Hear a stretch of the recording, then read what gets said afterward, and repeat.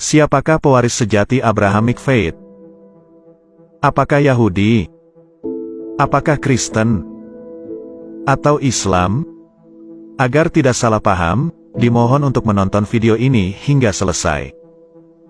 Untuk mengetahui siapa yang lebih berhak mewarisi iman Abraham, kita harus kembali pada Perjanjian Lama, kitab yang berasal dari orang Yahudi.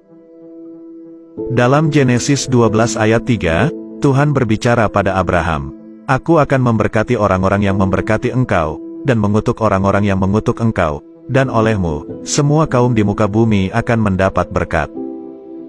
Dari sinilah, kita akan mencari tahu, dari tiga agama ini, siapakah yang lebih memberkati, mengikuti, dan mengagungkan sosok Abraham. Yang pertama, Kristen hanya mengakui Ishak sebagai anak yang diberkati, karena Ishak berasal dari pernikahan yang sah, antara Abraham dan Sarah. Berarti, di sini Kristen sendiri tidak mengakui istri Abraham yang lain, sebagai pernikahan yang sah.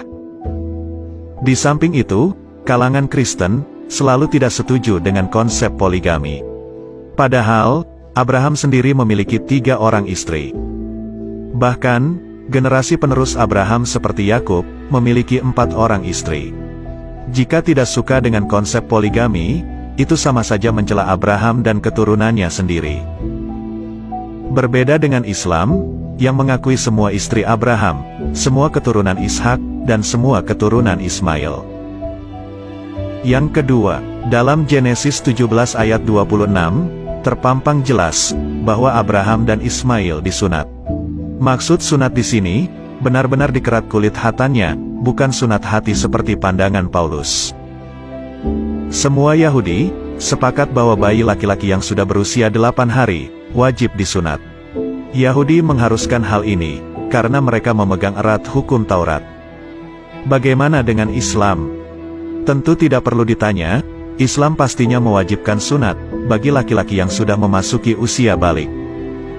Lantas, bagaimana dengan Kristen? Setahu kreator, banyak umat Kristen yang memilih tidak sunat, karena mereka mengikuti perintah Paulus pada Galatia 5 ayat 2. Yang ketiga, Yahudi dan Islam, mengucapkan nama Abraham dalam ibadah wajibnya. Saat menjalankan doa harian, orang Yahudi selalu mengucapkan nama Abraham. Hal ini menunjukkan, bahwa orang Yahudi, memang benar-benar mengagungkan sosok Abraham. Begitu juga dengan Islam, setiap sholat, orang Islam selalu mengucapkan nama Abraham sebanyak 4 kali. Jika Islam mewajibkan sholat 5 kali dalam sehari, berarti sebanyak 20 kali nama Abraham tersebut terucap. Lantas, bagaimana dengan Kristen? Adakah tradisi harian, yang mengucapkan nama Abraham sebagai bentuk penghormatan?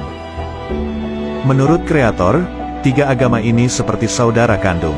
Yahudi sebagai anak sulung, dan Islam sebagai anak bungsu. Si sulung dan si bungsu ini, memiliki kemiripan. Sedangkan yang nyempil di tengah ini, tidak ada kemiripan dengan saudara sulung, maupun saudara bungsu. Dari semua yang sudah dijabarkan, di sini kreator tidak akan menyimpulkan, manakah agama Abrahamik yang otentik. Kalian sebagai penonton, tentu dapat menyimpulkan sendiri, sesuai dengan apa yang kalian yakini. Sekian dan terima kasih.